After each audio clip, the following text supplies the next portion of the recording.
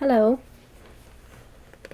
We're still in chapter 11 of Recovering Biblical Manhood and Womanhood on women's ministries.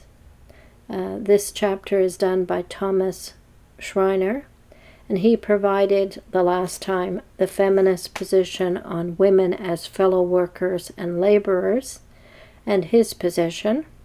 This time he provides the feminist argument on women apostles and his counterposition. So we'll start with the feminist position. Women apostles. Most significantly, it is frequently claimed that women also functioned as apostles.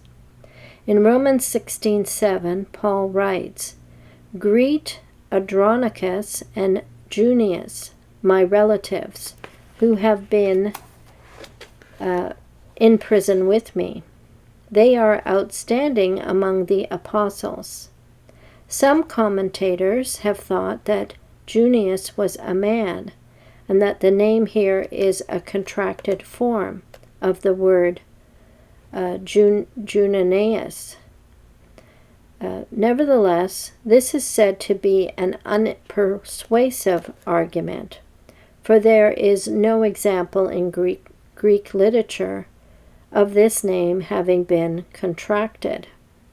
Thus some have said that the name should be translated Junia, feminine, rather than Junius, masculine, showing that a woman is almost certainly included among the apostles here. Others have contended that the Greek means outstanding in the eyes of the apostles, not outstanding among the apostles. Of course, such a rendering would exclude Andronicus and Junius from the apostles' circle. The text would simply say that the apostles held them in high esteem, but it is claimed that this is an unnatural way to understand the Greek, and the most probable rendering is outstanding among the apostles. So now we'll look at Schreiner's position. Okay. He says, as to Romans 16:7, we have a single verse, and the meaning of that verse is not altogether clear.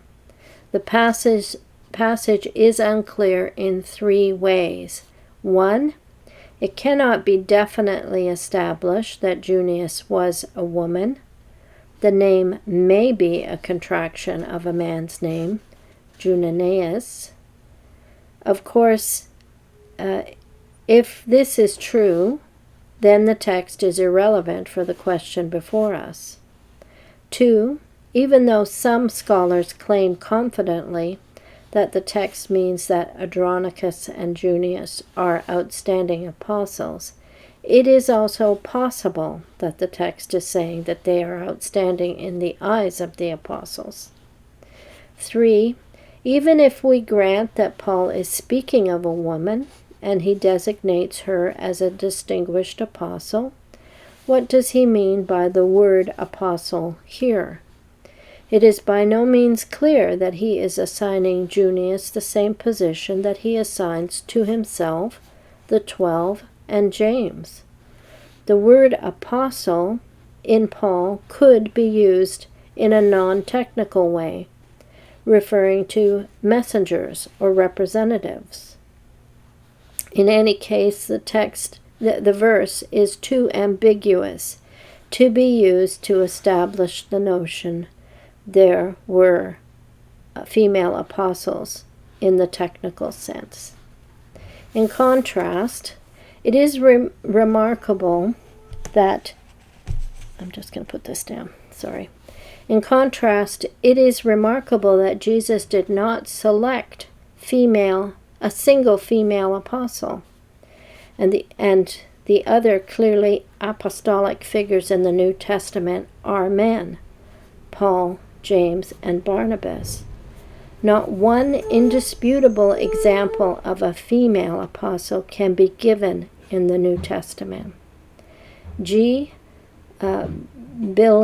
Bilezikian says that Jesus chose 12 men to be his apostles because of the cultural constraints that would have made the ministry of women unacceptable. There are at least two problems with this view. One, nowhere else does Jesus give in to cultural pressures when a moral issue is at stake.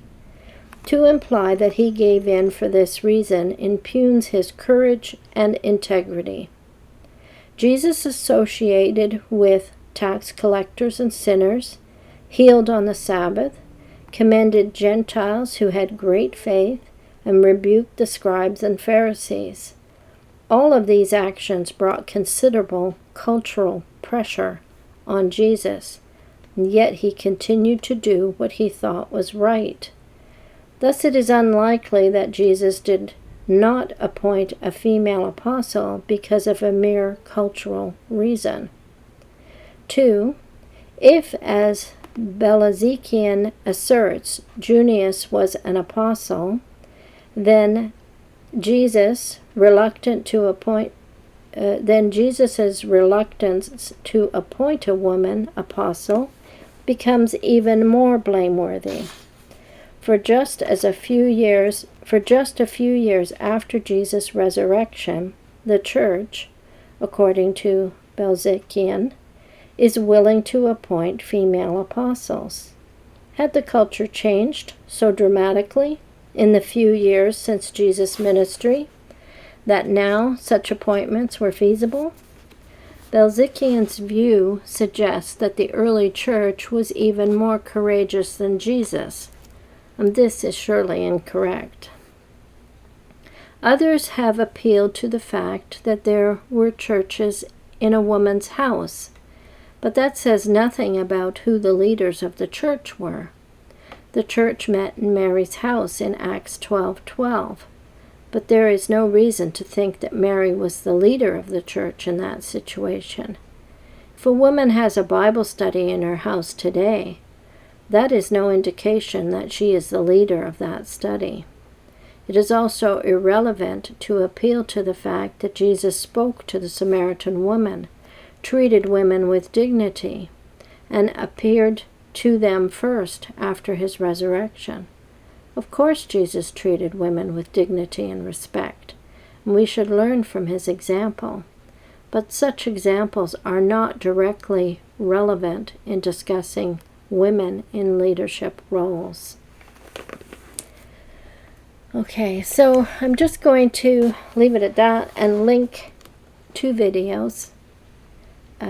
This first one is another example of someone who worked hard for gospel interest, and that's Susanna Annesley, who was the mother of John and Charles Wesley. And the second one is, what does God want from us? So just what kind of service does he want from any Christian? And that was based on a sermon of Alexander McLaren's that I did. Thank you for watching.